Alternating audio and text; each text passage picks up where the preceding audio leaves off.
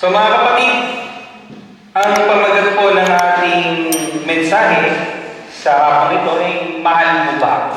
Sabihin mo nga sa katabi mo, mahal mo ba? Yan. O, baka ibang pagmamahal yan, no? Ito po ay sinabi ng ating Panginoon at ito po ay isang panawagan sa tunay na pag-ibig sa Diyos. No?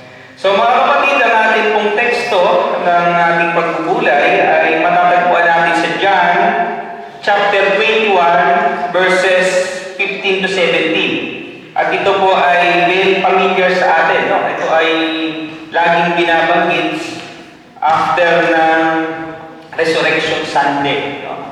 Ang sabi po sa verse 15, pagkakain nila, tinanong ni Jesus si Simon Pedro, Simon, anak ni Juan, iniibig mo ba ako na higit sa mga ito? Opo, Panginoon, alam ninyong mahal ko kayo.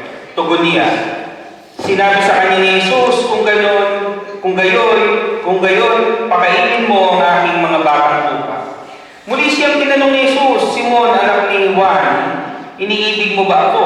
Sumagot si Pedro, Opo, Panginoon, alam ninyong mahal ko kayo. Sinabi ni Jesus, alagaan mo ang aking mga tupa. Pangalawang ulit na tinanong si Jesus, Simon, anak ni Juan, mahal mo ba ako? Nalungkot si Pedro, sapagkat 3 beses siyang tinanong ng mahal mo ba ako? At sumagot siya, Panginoon, alam po ninyo ang lahat ng bagay. Alam ninyong mahal ko kayo. Sinabi sa kanya ni Jesus, pakainin mo ang aking mga tupa. Tayo po ay sumandaling manalangin. Aming Diyos, ang namang makapangyarihan sa lahat, tunay nga po na maraming salamat, Panginoon, sa nagdaang isang linggo ng inyong pag-iingat sa paggabay sa bawat isa sa amin. Salamat po, Panginoon, sa inyong pag-ibig, sa inyong walang sawang pagmamahal sa aming pag-iingat, sa kabila, Panginoon, ng lahat ng aming pagkukulang, sa mga kamalian na gagawa, Panginoon, patawarin mo kami. Sa mga sandaling ito, Panginoon, gabayin niyo po ang bawat isa sa amin. Pakalinisin niyo ang aming mga puso't isipan.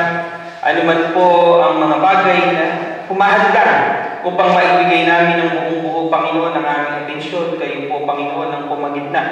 At maibigay namin, Panginoon, ang aming mga tenga, ang aming mga puso, ang aming isip sa pakikinig, Panginoon, ng inyong mensahe sa hapon ito.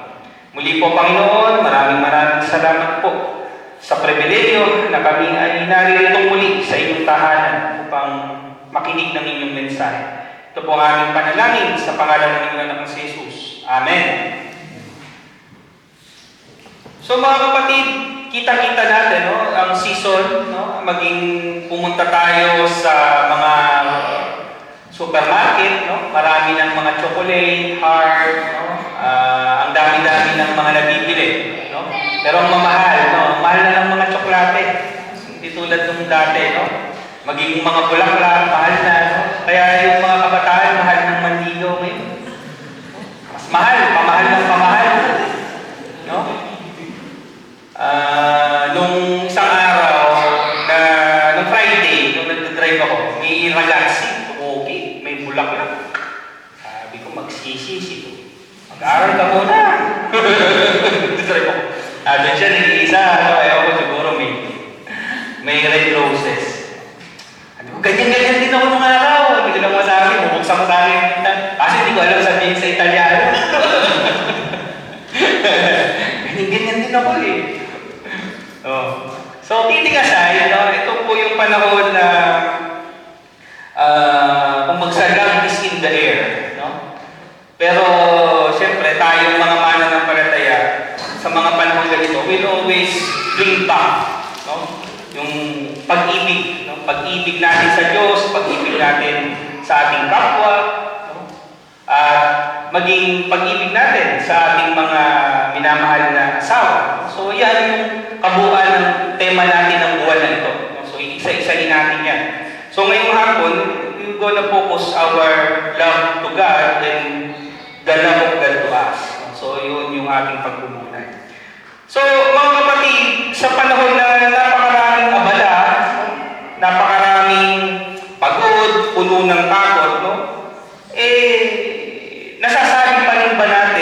na mahal ko ang Diyos. So, kaya kanina, mahal mo ba ako? Yun ang tanong natin. So, it's pertaining to our God. No? So, pero ang katotohanan, mga kapatid, nakakalungkot man, pero madalas o minsan ay hindi nagiging sentro ng ating oras, desisyon at puso ang Diyos. So lahat tayo ay guilty dito. Ang tanong ni Jesus kay Pedro ay siya rin tanong sa atin ngayon, mga kapatid. Mahal mo ba ako? Hindi po ito tanong ng kaalaman, kung hindi ito ay tanong ng puso. Heart check ito, mga kapatid. At ang karakter po ni Apostol Pedro dito, kilala naman natin si Peter. Very outspoken, di ba? Leader of the band. Kung napapanood niyo yung mga rendition ng tulad ng Chosen, di ba? Nung marami pang mga Jesus of Nazareth, kita-kita natin yung karakter ni Peter. Very strong leader siya. No?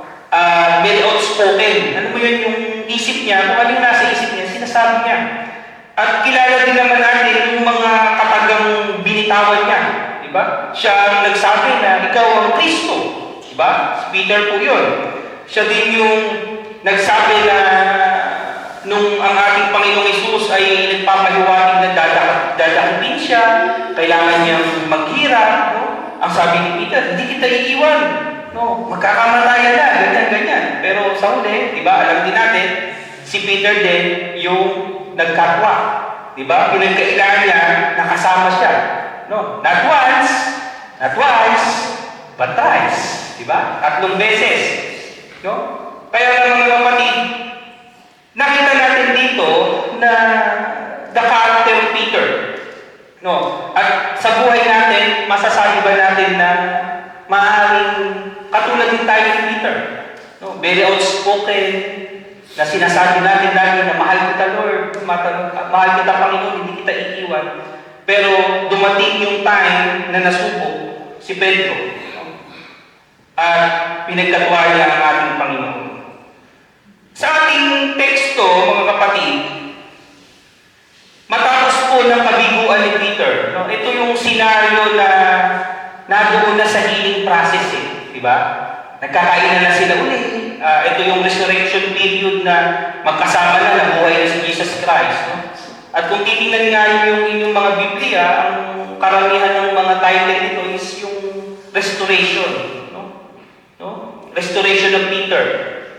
No? At dito, muling ipinakita ng Diyos yung kanyang pagmamahal. Hindi para siya ay parusahan, kung hindi para ibalik ang pag-ibig at yung layunin. No?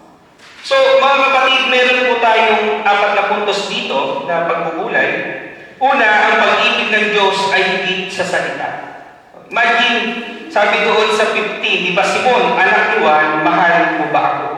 No? Yung unang sinabi, unang tanong. No? Makikita natin dito, mga kapatid, hindi tinanong si Pedro kung nagsisi ka ba? Kita mo na, ang dami mong sinabi. No? Hindi po niya sinabi yun. Sinabi ng ating Panginoon, no, tinanong siya, mahal mo ba ako? No? Hindi po tinanong kung naglilingkod, hindi tinanong kung, nahiya ka ba sa pagkatuwa mo sa akin? Hindi po. Ang tanong po niya ay, mahal mo ba ako? Ang tunay na pag-ibig sa Diyos ay hindi po deklarasyon lamang sa bibig. Kasi nakita natin, hindi kita iiwan, Lord. Diba? Magkamatayan na. No? Kung napapanood niyo yung kung talagang nananamin niyo yung istorya, no? Doon sa mga conversation between Jesus and Peter, doon sa senaryo na magkakasama silang mga alagad. No? Ganoon ka-very, yung paninindigan ni Peter, ganoon na lang talaga magkamatayan na, hindi kita iiwan. Diba? Pero mga kapatid, madali pong sabihin na mahal natin ang Diyos. Pero, kung tatanungin natin ang ating mga sarili, sa ating panahon ngayon, ang tanong ay, inuuna ba natin ang Diyos? Sinusunod ba natin ang Diyos? Do we prioritize and obey God? So, brothers and sisters, ang pag-ibig ng Diyos ay nakikita. Nakikita sa oras na ibinibigay. Ganun yung pagmamahal eh. Ano ba yung katalino na isinibigay? Hindi naman makarelate yung mga kabataan. Tandaan na kasi si Pastor. What is God without time? Yung mga kaidaran ko. What is God without time? Kailangan makapagbigay ka ng oras. Pag wala kang oras, hindi mo mahal. Diba? Kaya ang daming nagbe-break, diba? Wala ka kasing oras sa akin. Tapos yung mga LDR ba? Long distance. Yung mga kabataan, hindi din yan. Wala na, hindi na uso ngayon sa kanila yun eh. Basta, ang mahalaga yung ngayon. Mahal mo ko ngayon, patunayan mo. Ganyan ang mga kabataan na eh. Yung now, yun ang puro Tayo noon, isulat-sulat pa, long distance, di ba? Ngayon, kaya tulad yung misis ko, long distance kami yan. Pero, ang punto, kailangan may oras eh. Kailangan meron tayong binibigay na panahon, may sakripisyo, kahit mahirap. At ang pagsunod mga kapatid ay mahirap. Hindi ito salita lamang. Kaya nga ang pag-ibig ng Diyos ay hindi lamang sa salita. So, pangalawa, ang pag-ibig sa Diyos ay nasusubok sa kabiguan. Ito na. Sabi, nalungkot si Pedro sapagkat ikatlong beses siyang tinanong. So, mga kapatid, ang tatlong beses na ito, di ba, pang ilang beses, di ba, pangatlong beses niyang kinailan. So, minsan, ang ating Panginoong Isus, sabi ng mga theologians, may humor daw si Jesus. Kung titignan natin, totoo ito. Minsan, hindi lang kasi tayo pamilya doon sa mga binabanggit niya, pero madalas, yung mga kinukot niya galing sa Old Testament. At madalas, yung rebuke niya ay yun din yung, kumbaga sa yun din yung pangsalan niya doon sa ginawa, di ba? Ano sabi niya? Kung sino man yung walang kasalanan dito, unang mong bato, di ba? Nung merong iniharap na babae na batuhin daw, dahil nagkasala. So, ganoon ng diskarte ng ating Panginoong Hesus. At dito, imagine, 3 beses niya. Kasi, siguro paalala lang din kay Peter na naalala mo ba 3 beses mo kung pinagkailain, di ba? So, nakita natin dito mga kapatid, hindi po ito para isumba, kung hindi ipaalala at para po pagalingin yung sugat ng konsensya. Ganoon yung motibo ng ating Panginoong Hesus. Hindi para sumbatan siya na 3 beses, na pinagkailangan ko kaya 3 beses din kitang tatanungin kung mahal mo ba ako. Pero dito mga kapatid, ang ating Diyos, ipinapakita niya dito na bagamat hindi tayo perfecto, at wala akong perfectong record. Alam niyo ba yung mga perfect record na inilipat ng Diyos yan? Diba? Si Elijah, inilipat. Si Enoch, yung mga naka-perfect, inilipat ng Diyos yan eh. Pero, yung mga sila Moses, sablay si Moses, alam natin ang daming sablay ni Moses. Si David, marami. Pero ipinapakita doon mga kapatid na sa kabila ng maraming pagkakamali, sa kabila po ng maraming pagkukulang, hindi po ito naging hadlang para ipakita ng Diyos yung kanyang pagmamahal. At tayo po mga kapatid, kahit ilang beses man tayong magkamali, at manghina, ang Diyos po ay hindi tayo susukuan. Inihintay lamang niya yung ating pagbabalik. Alam niyo ba the difference between Judas and Peter? Di ba nakita nyo, si Judas, no? Binenta, no? Pinagkano, no? Kung titingnan natin, bakit nagkaroon ng malaking pagkakaiba yung dalawa? Kasi si Peter, nung nagbalik siya, nagbalik loob siya sa Diyos. Pero si Judas, no? Iba yung naging kaisipan niya. No? Pero maraming, ito laging dispito kasi nakatadhana di ba? Pastor, sinabi naman mabuti pa hindi ka na ipinanganak. Sabihin natin na hindi ganoon talaga yung kanyang tadhana o hindi siya talaga ginawa para gawin yun. Sabihin natin na binigyan sila ng equal opportunity. No. Pero ginawa pa rin ni Judas yung ginawa niya. Diba? Yun po yung malaking kaibahan Kung nagbalik loob lamang si Judas, maaaring marinig din siya. No? Pero iba nga kasi yung purpose niya. No? Iba yung purpose niya. So, brothers and sisters, sa kabila po ng lahat ng mga nagagawa natin, ang importante po doon ay magbalik loob tayo. Hindi po naghahanap ng Diyos ng perfecto. Hindi po siya naghahanap nung wala tayo, na hindi tayo magkakamali, na hindi tayo magkakasala. Imposible po yun. As long as we are in the body, mga kapatid, lagi tayong magkakamali. Lagi tayong magkakasala. Ang importante dito, mga kapatid, ay magbabalik loob tayo sa ating Panginoon. Yung pangatlong puntos natin, mga kapatid, is ang pag-ibig ng Diyos ay may kasamang pagsunod at paglilingkod. So, nakita nyo, every time na tanungin ng ating Panginoon, no, sabi, mahal mo ba ako? Sabi, pakainin mo ang aking tupa. So, feed my sheep. At sa bawat sagot ni Pedro, opo, Panginoon, mahal kita, ay may kasunod na request, may kasunod na utos. So, brothers and sisters, we have a responsibility. Kung sinasabi natin mahal natin ng Diyos, we have a responsibility. Ang pag-ibig ng Diyos ay hindi lamang emotion, but a mission. No? Ang pagmamahal sa Diyos ay tinatawag din natin na pagmamahal sa ating kapwa. So dito, ipinapakita mga kapatid kung mahal natin ng Diyos ay makikita ito sa pagmamalasakit sa tao, pagpapatawad at paglilingkod. Ang tanong ay hindi lang, mahal mo ba ako?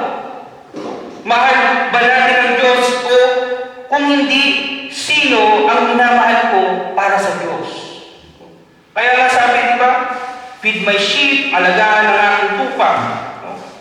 Kaya nga mga kapatid, napakahalaga ng pakikipaghalubilo natin, pakikipagkapwa-tao. Kaya nga, lagi natin sinasabi, fellowship is very important. No? Hindi lamang sa kapwa mananampalataya, kung hindi sa ating mga kaibigan, no? Sa mga kamag-anak, di man sila mananampalataya. No? Ipinapakita natin yung pag-ibig, ipinapakita natin yung ating pagmamahal. Kasi the more we love others, doon napapakita. Kaya nga, in the Bible, no, paano malalaman na kayo'y mga disipulo ko? Ang sagot, kung kayo'y nag-iibigan. And how can we glorify God o how can we say that we love God kung galit naman natin ng maraming tao? Marami tayong kagalit, marami tayong kaaway, hindi tayo marunong magpatawad, marami tayong sama ng loob, marami tayong tanim, no? Na sama ng loob. So, hindi nagre-reflect yung pagmamahal natin sa Diyos. Kasi, kailangan pagmahal natin ng Diyos, automatic po na mahal natin ang ating kapwa. And the last, ang pag-ibig sa Diyos ay araw-araw na desisyon. Brothers and sisters, sa mga pelikula madalas na papanood natin, no? Lalo yung mga movie na Indian, ano ba tawag ito? Bollywood ba? Ha? Bollywood, no? So madalas ang mga eksena ipinakakasal sa hindi pa nakikita, yung arranged marriage, di ba? Tapos, even yung mga Chinese culture, ganun din.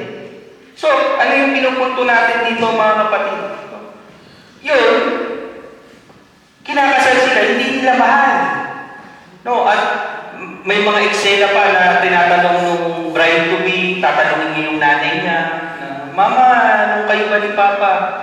No, ang madalas yung narinig, sabi niya, hindi ko mahal ang inyong daddy, ang inyong tatay, pero I choose to love him.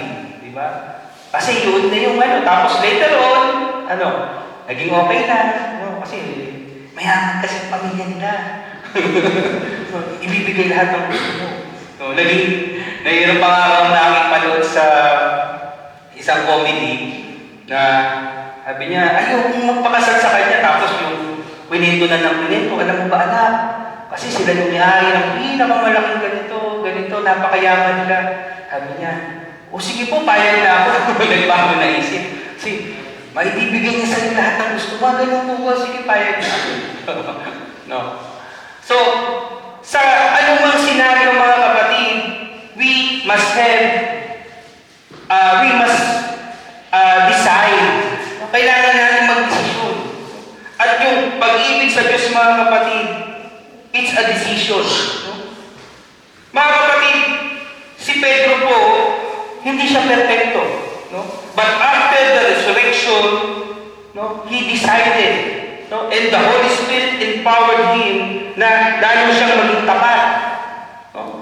Imagine, wala na silang takot. No? Mula sa takot, naging matapang sila.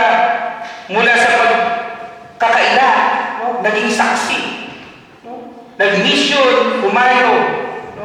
And God used him mightily. No? Alam natin ang istorya ng mga disciple, di ba? Humayo sila, na-martyred, no? Pinatay. No? Pero mga kapatid, namatay sila ng walang katakot-takot.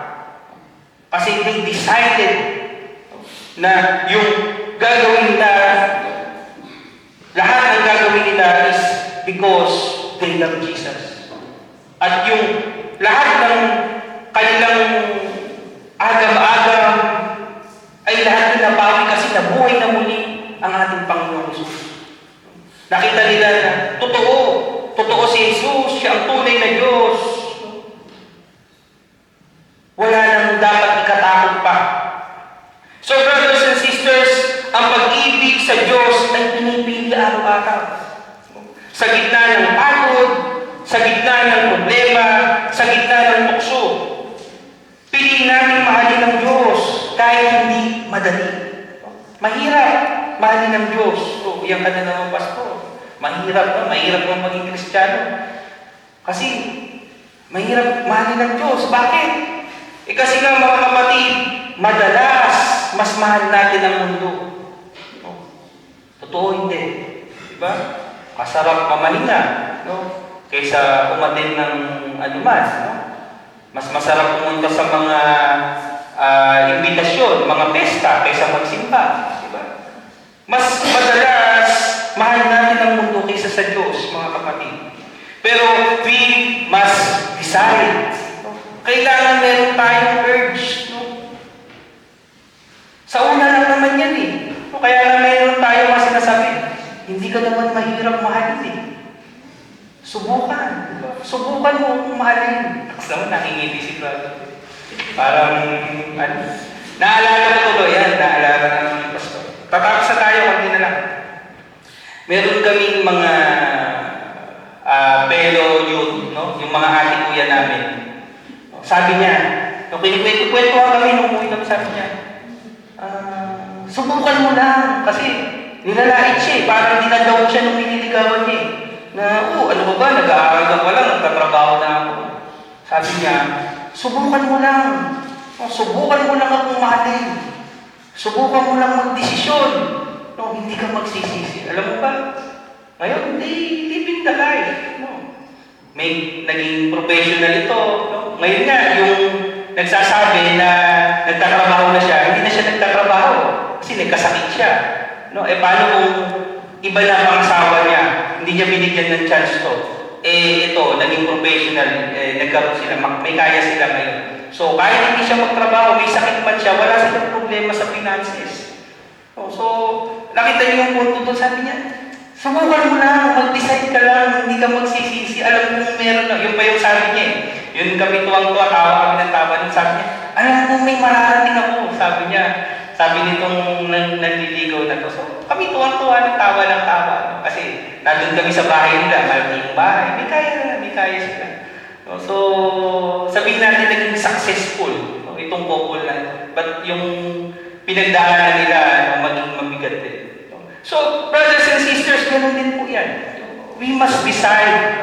Minsan kasi, even the simplest things, magpipray ba ako, aatin ba ako, magsisimba ako, desisyon po lagi yan sa bawat araw. We must decide. Kaya po mga kapatid, mahalin natin siya. Itong pagmamahal na ito, tulad po nung ating naging tema nung nakaraan, yung giving our best.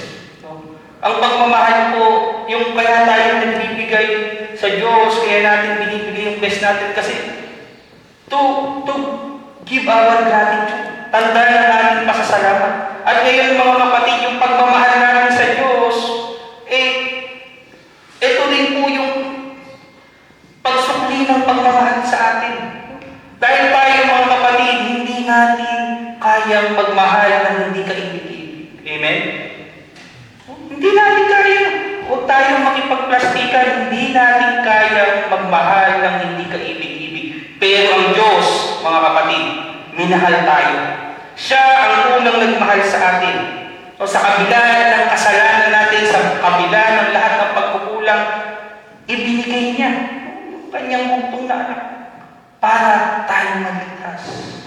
Para sa kasalanan ng iba na matay ang ating Panginoong Hesus. Diba?